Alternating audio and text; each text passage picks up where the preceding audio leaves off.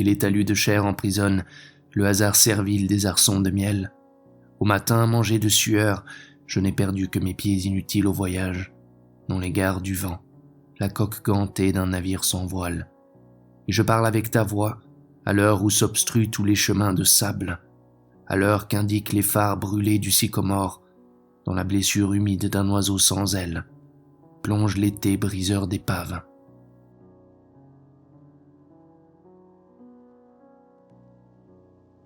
Ils me l'ont rendu la vie plus lourde et lasse. La liberté m'est une douleur affreuse. Mais aujourd'hui ont chacun sur mon jadis de gros yeux qui roulent de rancœur, de honte. Les jours inexorablement tristes jamais n'ont cessé d'être à la mémoire de ce que fut ma vie tronquée. Va encore mon hébétude du temps jadis, de coups de corde noueux, de corps calcinés, de l'orteil au dos calciné, de chair morte, de tisons de fer rouge, de bras brisés sous le fouet qui se déchaîne, sous le fouet qui fait marcher la plantation, s'abreuver de sang, de mon sang, de sang, la sucrerie et la bouffarde du commandeur crâné au ciel.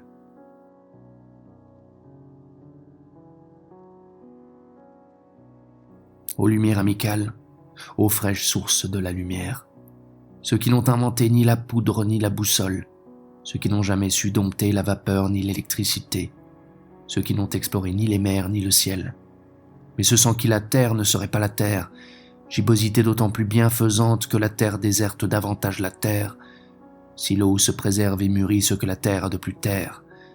Ma négritude n'est pas une pierre, sa surdité ruée contre la clameur du jour.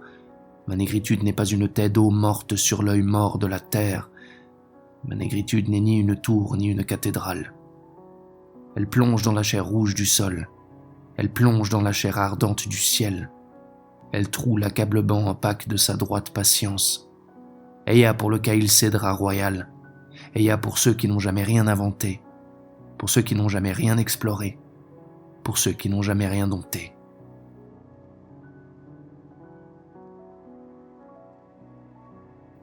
Je te ferai contempler une fenêtre ouverte sur la grève.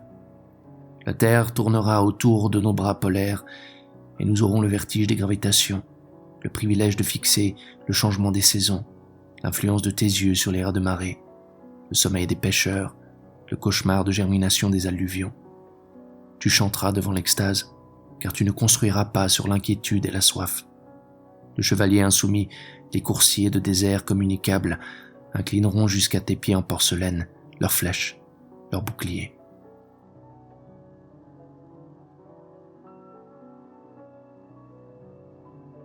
Tes seins de satin noir rebondissent et luisants, tes bras souples et longs dont le lissé ondule, ce blanc sourire des yeux dans l'ombre du visage, éveillent en moi ce soir les rythmes sourds, les mains frappées, les lentes mélopées dont s'enivrent là-bas au pays de Guinée nos sœurs noires et nues, et font lever en moi ce soir des crépuscules nègres lourds d'un sensuel émoi, car l'âme du noir pays où dorment les anciens vit et parle ce soir, dans la force inquiète le long de terrains creux, en l'indolente allure d'une démarche fière, qui laisse quand tu vas traîner après tes pas le fauve appel des nuits, que dilate et qu'emplit l'immense pulsation des tam-tams en fièvre, car en ta voix surtout, ta voix au timbre nostalgique, ta voix qui se souvient, vibre et pleure ce soir, l'âme du noir pays où dorment les anciens.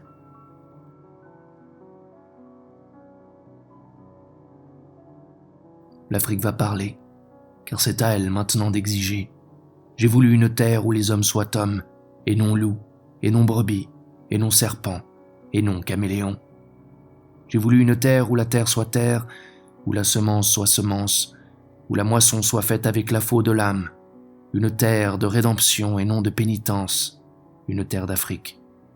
Des siècles de souffrance ont aiguisé ma langue, j'ai appris à compter en gouttes de mon sang, et je reprends l'édit de généreux prophètes. Je veux que sur mon sol de tige verte l'homme droit porte enfin la gravité du ciel. Et ne lui réponds pas, il n'en est plus besoin. Écoute ce pays en verve supplétoire, contemple tout ce peuple en marche promissoire, l'Afrique se dressant à la face des hommes sans haine, sans reproche, qui ne réclame plus mais affirme. Il est encore des bancs dans l'église de Dieu, Il est des pages blanches au livre des prophètes. Aimes-tu l'aventure, ami?